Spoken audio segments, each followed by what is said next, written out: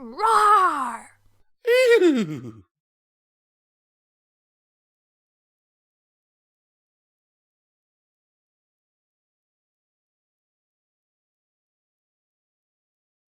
Pinkie Pie's Portable Pocket Dimension by MBNinja. Where the stuff comes from. Infinity. Infinity is amazing. No matter from which point of view you look at it, it is and always will be a thing we don't fully understand. Imagine a random number of infinite length. A good example would be pi. No, not you, Pinkie, the number. Every pony knows that pi is roughly equal to 3.141592653589793283346. But pi does not end there. It is infinite in length. What's so interesting about it is that no matter what number you can think of, you can find it somewhere in the digits after the decimal point. Infinity basically means that everything that could happen does happen, and we just don't know when and where. This, however, does not only apply to numbers. This phenomenon can be applied to letters or texts as well. But even that is just a minimal representation of what is possible when using infinity. And that is a point where it gets interesting. Twilight Sparkle closed her notebook. She sighed, levitated the quill and ink aside, and stared at the red cover of the professional-looking item on her desk. Ooh, infinity! Pinkie Pie whispered from beside her. I've also got infinity over a sugar cube corner. An infinitely big, gigantic, supersized blue straw raspberry cake! She grinned at Twilight, her cheeks stretching until they almost reached up to her ears. Literally. Pinkie, you know that is impossible. Twilight sighed, shaking her head at the usual randomness of her silly friend. Even for you. What do you mean, even for you? Pinkie looked confused, as if she really didn't know what Twilight had meant by that. I've got lots of little infinities with me, see? She reached behind her back with one hoof, pulled it back again and held... nothing? Even if we have lots of air here in Equestria, I don't think that there's an infinite amount of it though. Trust me, it is impossible to create infinity. It is just there. The pink pony rolled her eyes and let out a long sigh. No, silly, here! Look closely! Twilight, knowing that she couldn't change Pinkie's mind, did as she was told, but could see nothing that would look uncommon to any pony. Pinkie, there's nothing special about an empty hoof. Let's just go and see that super duper cake you wanted to show me so badly a few minutes ago. She turned to leave the room, but Pinkie stepped in her way before she could do so. Stop right there, Twilight! She exclaimed. If you don't believe me, I'll make you believe! Look here! She then clapped her hoofs together as if she wanted to clap. As soon as she pulled them apart again, she held a brick in her right hoof, which she had pulled out of her left one. Twilight's jaw dropped. Ow! She stammered, eyes wide open at the scene in front of her. Now Pinkie was giggling. What? Do you think I can store all this useful stuff in my main? Magic? I'm an earth pony. I have to follow the rules of physics. She then continued to pull other things out of her hoof. A baseball, a basketball, a pack of flour, some wires, a chair, a flute, and, to top it all off, a complete piano. Twilight wasn't more than a stuttering mess at this point, not believing what she had just witnessed. She knew that Pinkie did this from time to time, but she had never done it to this extent before. Pinkie just grinned and proceeded to stomp her hoof on the various items she had just pulled out of it, making them disappear inside of it one after the other. She stopped at the piano and turned to Twilight. You don't happen to need this, do you? And with that, she stomped her hoof on it, making it disappear inside it as well. Ow! Twilight gasped again, making Pinkie sigh in turn. Do you really want to know how this works? Twilight didn't manage to say a word at this point. She just nodded wildly, her mouth still wide open. Alright then, I'll reveal my secret to you. But don't tell any of the others, it's a secret! She whispered. She then mimicked drawing a door in the air with a hoof from which she had produced the items. As soon as she had finished the whole frame, there was a flash of blinding white light. In the middle of the room there now stood a rectangle of bright, white light, seemingly made from pure energy. Pinkie walked towards it, poked her head in and looked around. It seems to be stable. Come on in. She said, smiled and disappeared into the light. Twilight, who had regained a bit of her composure by now, blinked a few times and walked towards it as well. She carefully lifted the hoof and placed it against the white light. There was little resistance, and as soon as she pushed her hoof through it, it began to suck her in. She let out a yelp and disappeared in a flash. A few moments later, there was a knock on the door. Then another. The door opened and a purple head with green scales peeked in.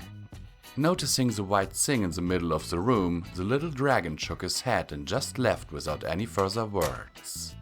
Twilight had just fallen into a pile of things. It consisted mostly of things she didn't recognize or couldn't place anywhere, but some things looked familiar. The piano, the brick, and the basketball as well. Pinkie was swimming through the air towards Twilight, who had given up trying to understand any of this. She just accepted everything as fact by now. Never heard of something called pocket dimensions? Pinkie asked. They're very useful, especially if you have to store lots of things that could be handy at some point. So I have no clue what this here is. She held up a tiny metal sphere on a stick, turned it around in her hoofs and finally threw it away over her shoulder.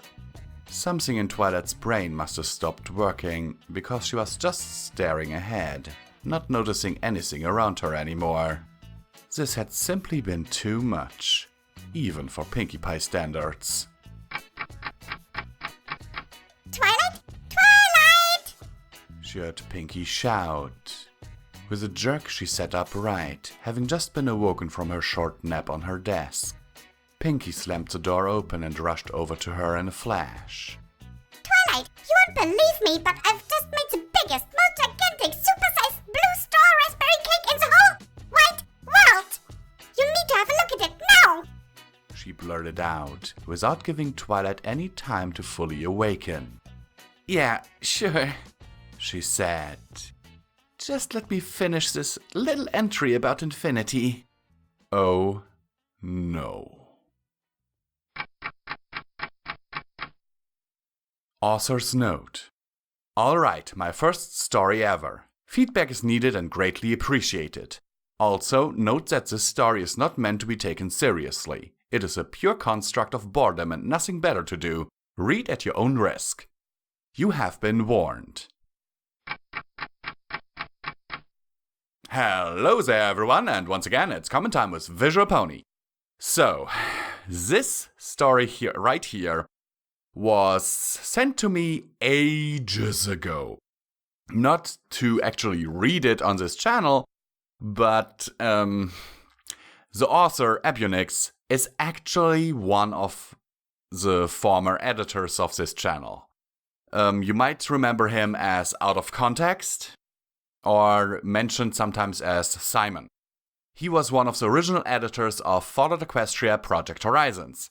And since I was looking for something to produce, I stumbled upon his story and was like, okay, I had it in my read later list, and I was like, okay, you know what? It's short, let's do this. So, Simon, this one is for you, and I hope that you can forgive me that it took me, like, I don't know, 2 years to produce it. I don't actually know when was this released. Yeah, more like 3 years. In 2016, okay. So, Simon, this one is for you. And yeah, I hope you guys enjoyed it as much as I did. And don't forget, you can support Visual Pony on Patreon. And yeah, we also have a Teespring store, which is linked down in the description. Love you all!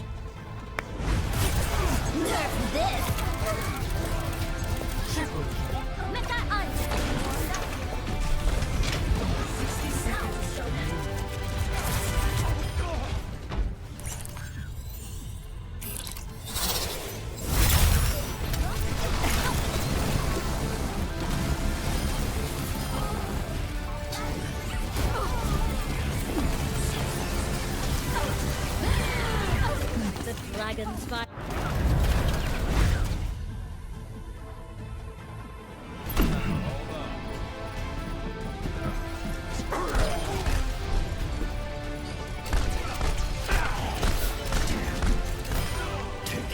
I'm on fire.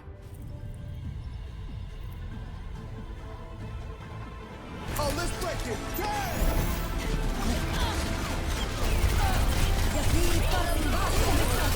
Double, triple kill. No one can hide from my